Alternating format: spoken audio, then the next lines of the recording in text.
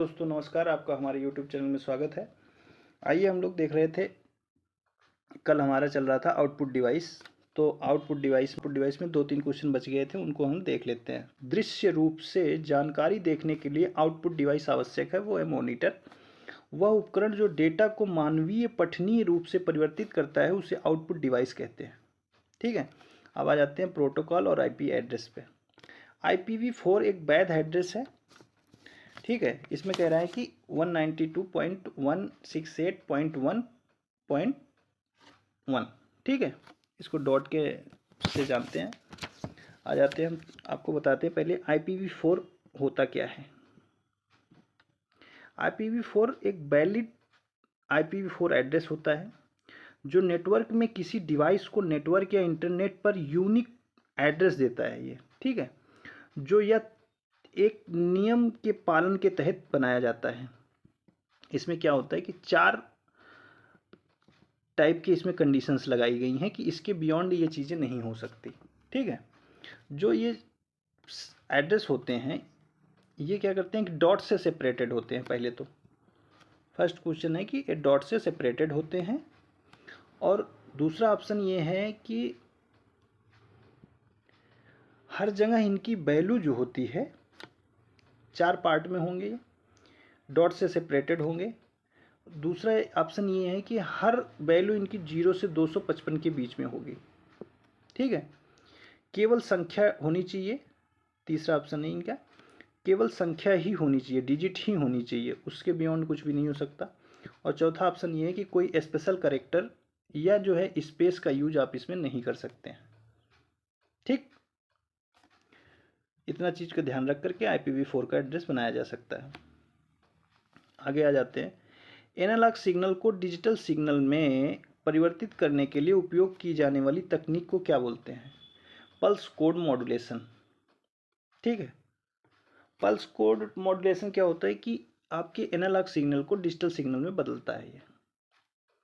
ये बदलने की आवश्यकता क्यों पड़ती है? मान लो कि आप किसी से बात कर रहे हैं, आपकी आवाज़ हो गई। ठीक है, तो ये सिस्टम है, इसको कैसे पता कि आपकी आवाज़ जो है अगले वाले तक वही पहुंचेगी जो आप बोल रहे हैं? वो तो मशीन के थ्रू जा रहा है, तो इसके लिए कोई मेथड यूज होता होगा ना। तो वही उसी को बोल रहे हैं कि ये पल्स कोड मॉड्यूलेशन ही है, जिसमें 3 चरण होते हैं। एक सैम्पलिंग की जाती है, दूसरा क्वांटाइजेशन किया जाता है, तीसरा इनकोडिंग की जाती है। सैम्पलिंग में क्या करते हैं कि आपके एनालॉग सिग्नल को छोटे छोटे पार्ट में डिवाइड करते हैं। उसके बाद क्वांटाइजेशन में क्या करते हैं कि हम इसकी वैल्यू को फिक्स कर देते हैं, और डिजिटल सिग्नल में वापस से ला करके हम इसको डिजिटल बना देते हैं। ठीक है, वह उपकरण या सॉफ्टवेयर जो इंटरनेट पर क्लाइंट अनुरोध और सर्वर प्रक्रियाओं के बीच मध्यस्थ के रूप में कार्य करता है उसे प्रॉक्सी सर्वर कहते हैं। जैसे मान लीजिए कि आप एक इंटरनेट उपभोक्ता हैं। ठीक है, इंटरनेट है, इंटरनेट और आपके बीच में प्रॉक्सी सर्वर कार्य करता है। ये क्या होता है कि जैसे इसमें सिक्योरिटी पर्पज से देखा जाए कि कोई बच्चा है, उसको ऐसी साइट को नहीं एक्सेस करना चाहिए जो उसके एज के बाहर है, एडल्ट वाली साइट्स। तो अब क्या करेगा कि वो प्रॉक्सी सर्वर को यूज करके उनको वो एक्सेस कर सकता है। ठीक है, प्राइवेसी पर्पज से देखा जाए तो ये इसके फ़ायदे क्या हैं कि इसमें प्राइवेसी होती है, आपकी हाइट को मतलब आईडी को छुपा दिया जाता है, हाइड कर दिया जाता है। सिक्योरिटी पर्पज से देखा जाए तो हार्मफुल जो साइट होंगी उनको ब्लॉक कर देगा ये। एक्सेस कंट्रोल, आपको रेस्ट्रिक्टेड वेबसाइट पे एक्सेस दे देता है ये। ठीक है, फास्टर वेब ब्राउजिंग होती है, कारण ये है कि इसमें कैश मेमोरी होती है, इस वजह से ये फास्टर होता है। नेटवर्क पर एकाधिकार उपकरण द्वारा पहुंच वाला केंद्रीकृत स्टोरेज प्रदान करता है। Network attached storage, network attached storage क्या करता है? स्टोरेज डिवाइस है। ठीक है, एक ऐसा स्टोरेज डिवाइस है जो नेटवर्क को जोड़ता है, दो नेटवर्क को जोड़ता है। ठीक है, कई यूजर या डिवाइसेस को एक साथ एक्सेस करने की सुविधा देता है। मान लो एक फाइल है, उसको आप भी एक्सेस कर रहे हो, कोई अगला भी एक्सेस कर रहा है, यही कार्य इसका होता है। और इसमें सबसे फ़ायदा क्या है, ये नेटवर्क अटैच्ड स्टोरेज का सबसे फ़ायदा ये है कि एक तो सेंट्रलाइज्ड होता है ये स्टोरेज, मल्टीपल एक्सेसिंग हो सकती है, डेटा बैकअप के लिए बढ़िया होता है कि आपके लिए डेटा बैकअप रखना आसान होता है, रिमोट एक्सेस कहीं से भी इसको एक्सेस कर सकते हैं। ठीक है। एड्रेस रेंज स्वचालित निजी आईपी एड्रेस को इंगित करता है। प्राइवेट आईपी एड्रेस, आप जान लीजिए कि प्राइवेट आईपी एड्रेस वह आईपी एड्रेस होता है जो किसी प्राइवेट नेटवर्क के अंदर डिवाइस को दिया जाता है, जिसे सीधे इंटरनेट पर यूज नहीं किया जा सकता। ठीक है। स्पेशल रेंज होती हैं, आप उनको जान लीजिए। एक होता है कि 10 से शुरू होता है, 0 से 55 तक कुछ भी हो सकता है इसमें, और फिर डॉट, फिर 0 से 55 तक इसमें भी कुछ हो सकता, 255 तक हो सकता है, 0 से 255 तक इसमें भी हो सकता है। ठीक है। दूसरा क्या होता है कि 192.168, फिर उसके बाद यहाँ से 0 से 255 तक, फिर यहाँ से 0 से 255 तक। ठीक है। तीसरा क्या होता है कि 172.172.16 से लेकर के 31 तक होता है ये। ठीक है, 31 तक लिख सकते हैं। कई बार आपको यहाँ बेवकूफ़ बनाने के लिए 40 दे देगा, तो 40 उसमें नहीं आएगा। ठीक है, आ जाते हैं। इंफ्रारेड डेटा एसोसिएशन संचार के लिए ब्लूटूथ पेयरिंग आवश्यक है। ठीक है, आपको पता ही है। Protocol data link layer OSI model की दूसरी लेयर होती है जो संचालित होता है पीपीपी ट्रिपल पी पे। ठीक है, अब आपको यहीं पे देख लेते हैं ओएसआई मॉडल। ओएसआई मॉडल जो है 1984 में आया था, और application layer, presentation layer, session layer, transport layer, network layer, data link layer और फिजिकल लेयर, नीचे से शुरू होता है। ये फर्स्ट होती है और ये 7th होती है एप्लीकेशन लेयर। ठीक है, अगर ये पूछा जाए कि अगर इस साइड में आपको देखा जाए ऐसे नीचे से ऊपर जा रहे हैं, तो ये डेटा को सेंड करने के लिए यूज किया जाता है।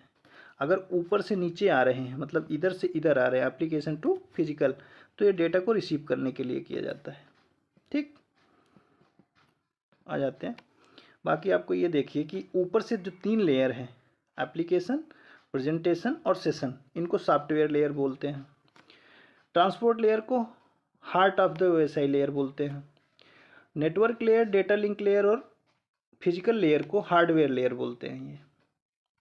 ठीक है, अब इसमें डेटा को देख लीजिए।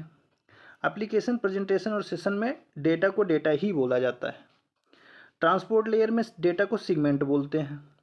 नेटवर्क लेयर में डेटा को पैकेट बोलते हैं, और डेटा लिंक लेयर में फ्रेम्स बोलते हैं, और फिजिकल लेयर में बिट्स बोलते हैं इसको। ठीक है, अगर ये देखा जाए कि कौन सी डिवाइस कौन से लेयर पे काम करती है, तो वो चीज़ जान लीजिए कि ऊपर से जो 4 लेयर है, एप्लीकेशन, प्रेजेंटेशन और सेशन और ट्रांसपोर्ट लेयर, ये गेटवे के आधारित काम करती हैं। नेटवर्क लेयर जो है वो वर्क करती है राउटर पे। डेटा लिंक लेयर जो होती है वो स्विच, ब्रिज और मॉडेम पर काम करती है। और फिजिकल लेयर जो है वो हब, रिपीटर, मॉडेम और केबल पर काम करता है। ठीक है, इतना जान लीजिए। आइए हम लोग आगे देखते हैं। प्रॉक्सी सर्वर को जाना जाता है गेटवे के रूप में। ठीक, यहाँ देखिए, स्थानीय क्षेत्र नेटवर्क मानक CSMA CD एक्सेस विधि का उपयोग A8802/3 के रूप में जाना जाता है। ठीक है, अब ये क्या है? CSMA CD एक्सेस विधि क्या होती है? यह एक मीडियम एक्सेस कंट्रोल तकनीक है जो डेटा लिंक लेयर पे कार्य करती है। और CSMA का अगर फुल फॉर्म पूछा जाए आपसे, तो carrier sense multiple access with collision detection. ठीक है, IPv4 एड्रेस बिट्स लंबे होते हैं, 128 बिट्स लंबे होते हैं ये IPv6। ठीक है, और IPv4 जो है वो 32 बिट लंबे होते हैं, 32 बिट की लेंथ होती है इनकी। ठीक है, और अगर ये देखा जाए पहले इनका यूज क्या होता है, इंटरनेट पर डिवाइस के एड्रेस देने वाले प्रोटोकॉल्स हैं ये। इनका उपयोग यह तय करने के लिए होता है कि डेटा किस डिवाइस तक पहुंचना है। अगर किसी का एड्रेस नहीं पता होगा तो यही नहीं पता होगा कि डेटा जाना कहां तक है। IPv4 जो है ये 32 बिट का होता है, ओल्ड वर्जन का था। उससे अपडेटेड वर्जन, उससे सिक्योर चीज़ें IPv6 में थी, ये न्यू है। ठीक है, तो इनको यूज किया। प्रॉक्सी सर्वर का प्राथमिक कार्य क्या है? उपयोगकर्ता और इंटरनेट के बीच प्रवेश द्वार के रूप में कार्य करता है। ठीक है, ये तो आपको बताया ही था। इंटरनेट का स्टैंडर्ड प्रोटोकॉल क्या है? TCP/IP, ट्रांसमिशन कंट्रोल प्रोटोकॉल या IP एड्रेस। ठीक है, इंटरनेट प्रोटोकॉल। इंटरनेट पर कंप्यूटर की पहचान निश्चित होती है IP एड्रेस से, ये तो आपको पता ही है। एक TCP/IP मॉडल भी होता है जो 1970 में आया था, 83 तक इसको मान लेते हैं, 1970 से 83 के बीच में। ठीक है, कभी इसको टाइम मिलेगा तो मैं आपको बता दूंगा। IP कंप्यूटर्स में प्रयोग में लाई जाने वाली शब्दावली टर्म जिसका पूर्ण रूप है इंटरनेट प्रोटोकॉल। और देखिए यहाँ प्रोटोकॉल दिया हुआ। प्रोटोकॉल नियमों का स्थापित समूह है जो यह निर्धारित करता है कि एक ही संजाल या नेटवर्क, एक ही नेटवर्क में विभिन्न उपकरणों के बीच डेटा को प्रसारित किया जाए। ठीक है, प्रोटोकॉल्स उसी को कहते हैं। TCP का पूर्ण रूप क्या होता है? ट्रांसमिशन कंट्रोल प्रोटोकॉल होता है। इंटरनेट में प्रोसेस टू प्रोसेस कम्युनिकेशन के लिए प्रोटोकॉल का प्रयोग किया जाता है ट्रांसपोर्ट लेयर में। ठीक है, ट्रांसपोर्ट लेयर में प्रोसेस टू प्रोसेस कम्युनिकेशन किया जाता है। ठीक, अब आ जाते हैं डायल अप लाइनों पर IP पैकेट रिले करने वाला पहला प्रोटोकॉल था सीरियल लाइन IP। इसको स्लिप भी बोलते हैं। ठीक है, स्लिप। ये क्या होता है कि सीरियल लाइन प्रोटोकॉल जो था ये ओल्ड है बहुत। स्लिप, सीरियल लाइन प्रोटोकॉल, ये क्या, इसका यूज होता था कि डायल अप इंटरकनेक्शन के लिए, इंटरनेट कनेक्शन के लिए यूज किया जाता था। ये कंप्यूटर को टेलीफोन लाइन से जोड़ने के लिए यूज किया जाता था। सीरियल लाइन पर IP डेटा भेजने का पुराना तरीका था ये। ठीक है, इसके स्थान पर अब PPP आ गया है जिसको पॉइंट टू पॉइंट प्रोटोकॉल बोलते हैं। ठीक है, इसमें सिक्योरिटी ज़्यादा अच्छी है, रिलायबिलिटी भी अच्छी है, एरर चेकिंग भी ज़्यादा अच्छे से करता है और ज़्यादा फीचर्स भी हैं। ठीक है, तो इसके स्थान का एक स्तरित सेट है वो TCP/IP है। सुरक्षित नेटवर्क प्रोटोकॉल का उदाहरण है SSH। SSH क्या है? एक नेटवर्क प्रोटोकॉल है जिसका उपयोग किसी रिमोट कंप्यूटर या सर्वर को सिक्योर तरीके से एक्सेस या कंट्रोल करने के लिए किया जाता है। ठीक है, आ जाते हैं नेक्स्ट वाले पर। इंटरनेट प्रोटोकॉल की प्राथमिक भूमिका क्या है? पैकेट में जानकारी को विभाजित करना। IP का प्राथमिक भूमिका क्या है? पैकेट को जानकारी में विभाजित करना। ठीक है, आ जाइए आगे देखते हैं। इंटरनेट पर बनने वाले नेटवर्क में राउटिंग प्रोटोकॉल का उपयोग किया जाता है। Exterior gateway protocol. ठीक है,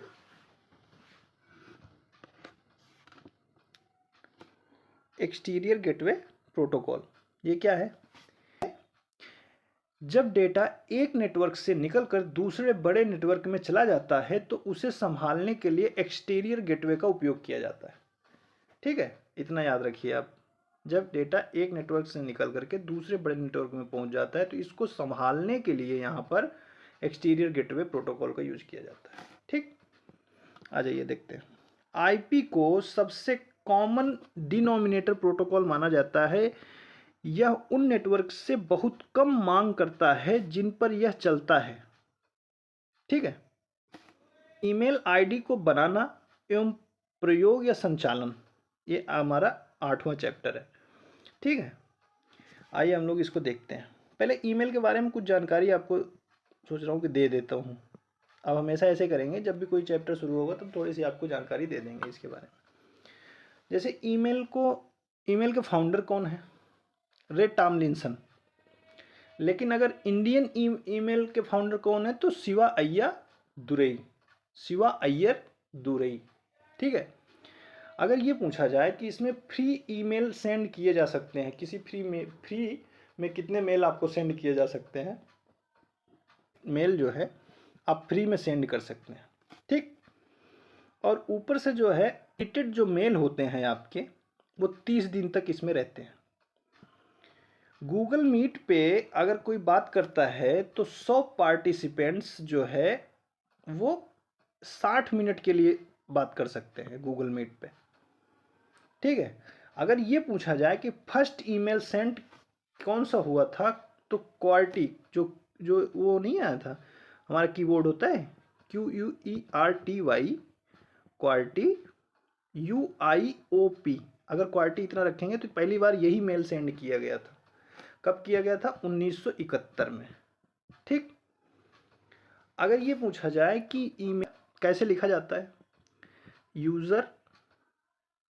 यूजर नेम @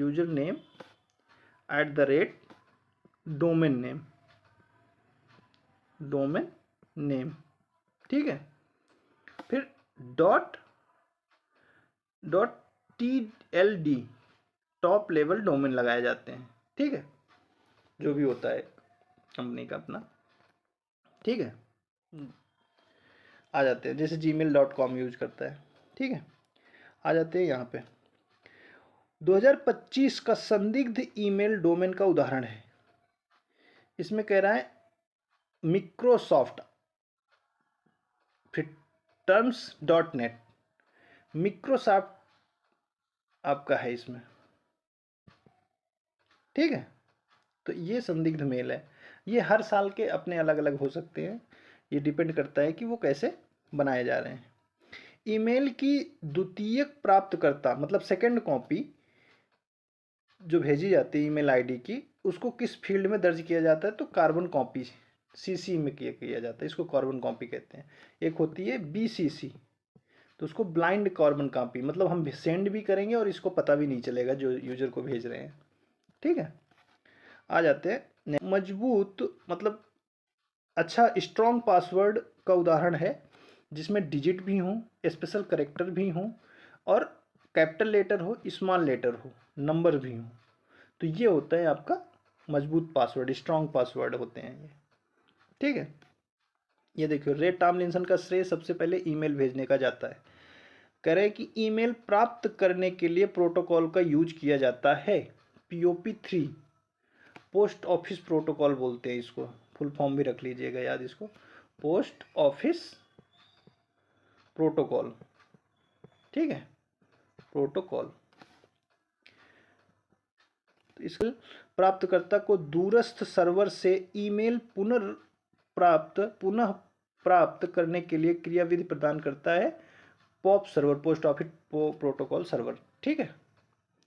आ जाइए, ईमेल कम्युनिकेशन के लिए प्रोटोकॉल का उपयोग किया जाता है। कौन कौन से किए जाते हैं? SMTP, POP और IMAP। ठीक है। SMTP क्या था? सिंपल मेल ट्रांसफर प्रोटोकॉल, जो सेंड करने के लिए किया जाता है। जब भी मेल को सेंड करते हैं तो इसका उपयोग करता है SMTP, simple mail transfer protocol. ठीक है। ट्रांसफर करता है। अगर POP और IMAP का रिसीव करने के लिए किया जाता है। ठीक है। ईमेल हेडर फील्ड में, ईमेल के हेडर में फील्ड शामिल है, टू होता है, CC होता है, BCC होता है, किसको आप भेज रहे हैं। ठीक है। ये और कार्बन कॉपी भेज रहे हैं किसी और को भी तो पता चलता है। ब्लाइंड कार्बन कॉपी है तो उसको नहीं पता चलता सामने वाले को जो भेज रहे हैं कि किसी और को भी भेजा गया है। SMTP का फुल फॉर्म पूछ रहा है, सिंपल मेल ट्रांसफर प्रोटोकॉल होता है। ईमेल के लिए प्रोटोकॉल का उपयोग किया जाता है, SMTP, POP, IMAP भी किया जाता है। ठीक है। अब ये देखो आ गया, BCC का पूर्ण फॉर्म क्या होता है? Blind carbon copy. Email address में @ का उपयोग करके यूजर नेम और डोमेन नेम को अलग किया जाता है। @ का प्रयोग करके यूजर नेम और डोमेन नेम को अलग कर दिया जाता है। ठीक है। आपको बताया ही था अभी ना। तो आ जाते हैं यहाँ पे यूजर नेम @ डोमेन नेम, तो मतलब दोनों को अलग कर रहा है, यूजर नेम और डोमेन नेम को। ठीक है। आते हैं यहाँ पे, उपयोगकर्ता को इंटरनेट पर इलेक्ट्रॉनिक मोड में संदेश भेजने की सुविधा को ईमेल कहते हैं। Email electronic mail. ठीक है। फील्ड ईमेल हेडर में उपलब्ध होता है फ्रॉम, टू और सब्जेक्ट। ठीक, फ्रॉम, टू और सब्जेक्ट।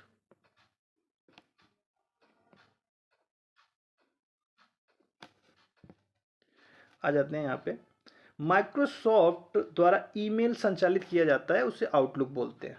ठीक है, आ जाते हैं यहाँ पे, उपयोगकर्ता को भेजे गए मेल उनके इनबॉक्स में मिलते हैं। जाहिर सी बात है, अगर कोई उपयोग करता है उसको कोई ईमेल आएगा होगा, इनबॉक्स में मिलेगा, कोई भेजेगा तो उसके आउटबॉक्स में रहता है ना। आ जाते हैं इधर, प्रोटोकॉल यह सुनिश्चित करता है कि ट्रांसमिशन के दौरान ईमेल एनक्रिप्टेड है। तो वो है क्या है, SMTP ओवर TLS। ठीक है, TLS के साथ SMTPS। ठीक है, SMTP, TLS के साथ SMTP। चूंकि क्या करता है कि SMTP simple mail transfer protocol होता है, जो मेल सेंड करने का काम करता है, उसको सिक्योर कौन करता है, TLS करता है।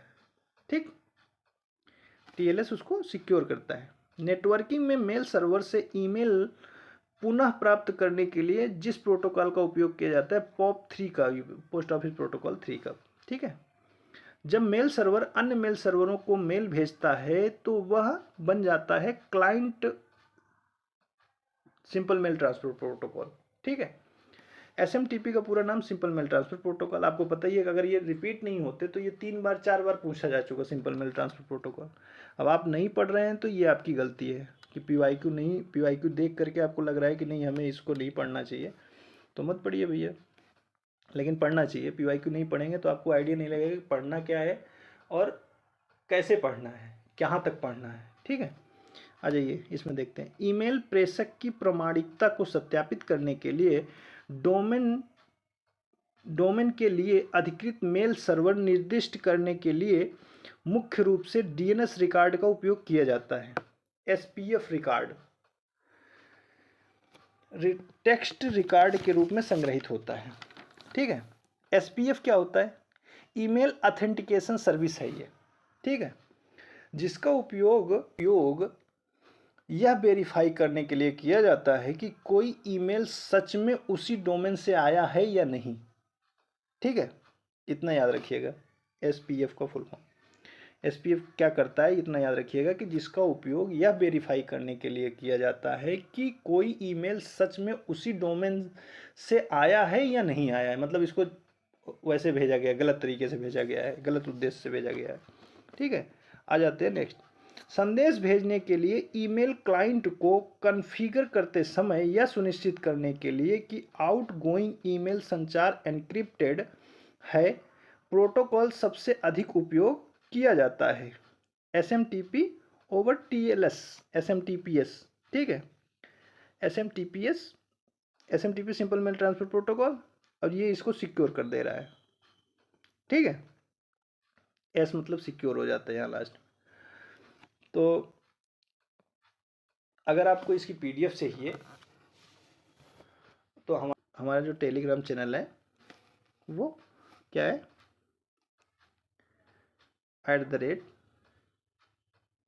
@विपिन